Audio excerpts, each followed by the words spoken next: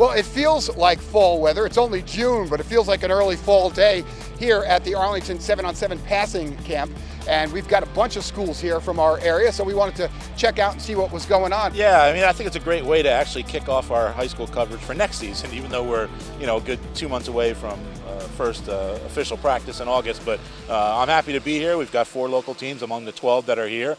We've got our drone, which you can hear in the background, and we're ready to go. Yeah, our drone provided by X Factor Aerial, where you can see the world differently, so we want to thank them for that. Exclusive coverage, great coverage that you're going to see here on the 3 separate fields that all these teams are competing on. They go 20 minutes, and then they rotate and they go against other teams, and it's really good because they get some live experience. Yeah, they are able to work on routes. Yep.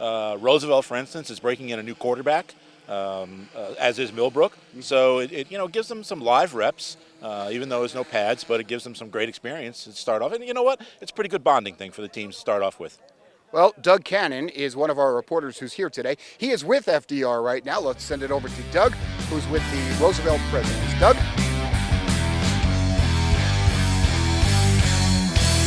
Thanks, Charlie. Coach, you had 2 big losses at wide receiver.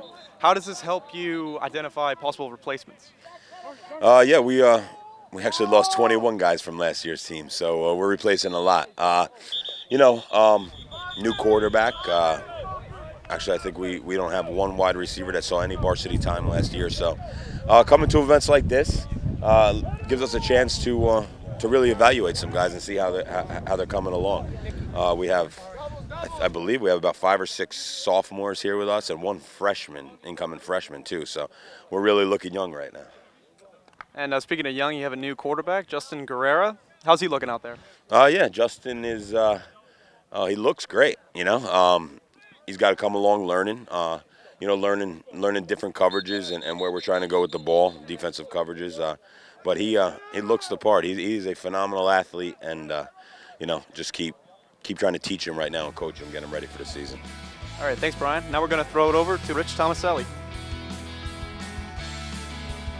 All right, thanks, Doug. I am here with Millbrook High School football coach Sean Keenan. Sean, first of all, let's talk a little bit about what you get at it today. There's no linemen, but you've got your skill position players here. What are you getting at it today? We're getting a lot of reps. We don't throw the ball a lot, but it's more of a team-building thing for us. Playing a lot of defense, which just helps because it seems like more of the teams we're playing are throwing the ball a little bit.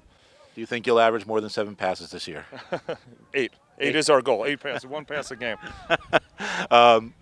Talk a little bit about some of the things you're working on. Are you working on routes? Are you working mostly to develop? You've got 2 quarterbacks who are in competition this year. Yep. Yeah, Jacob Wright and Chris Ross. Chris Ross played for us last year. If Jacob Wright can win the job, Chris will play somewhere else and makes us an infinitely better team. And Jacob Wright's a good athlete and he slings the ball very well. Talk a little bit about coming off a Final Four season, a Final Four appearance. Give us the early look at what Millbrook is going to look like in 2015. We have a very big offensive line. We're going to run the ball like we do. Our goal is to beat Liberty the first game and then go step by step. Our goal is to go to the Dome. We're going to game by game by game and see where we wind up.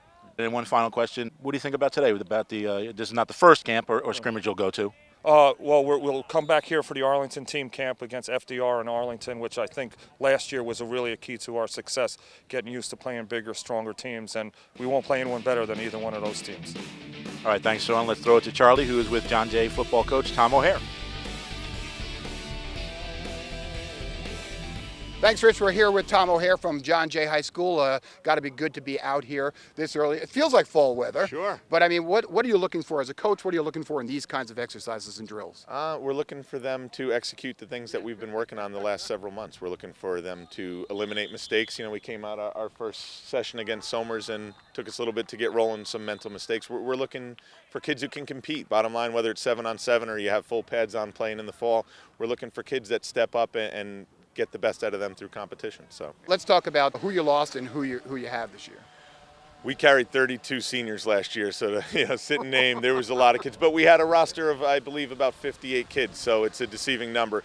We lost a great deal of talent and guys that, you can't really replace what those guys had. They were a special group, our seniors, their leadership, their work ethic. But we are excited about the number of guys who learned under those guys last year and are waiting for their turn to step up. Guys that have been around, gotten some experience last year in situations, and now it's their time to step up and prove what the 2015 team is going to do. And it's on them to step up and show what they're going to do and live up to the name. The bar has been set high at John Jay, and these guys are excited, though. We preach to them that while the bar is high, that's something to be excited about. And each year's group, their job is to push that bar higher.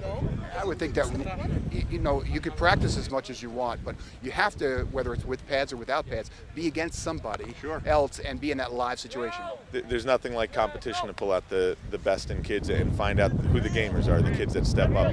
There's a number of guys stepping up from the JV team that have progressed tremendously since last year, so we are excited. We certainly lost some top receivers that were Ryan's big targets last year, but there's a lot of guys emerging, fighting for those spots, and we have good balance, good number of guys fighting for those spots, so we're excited to let them compete.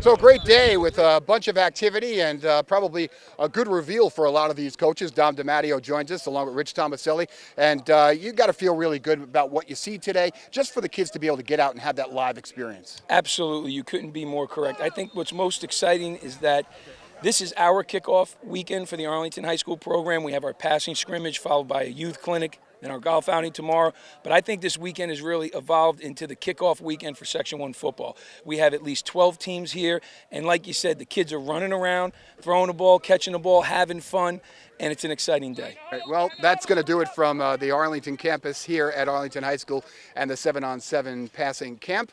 For Rich Tomaselli, Dom DiMatteo, I'm Charlie Carnaccio. Thanks for watching Hudson Valley Sports Report. We'll see you next time.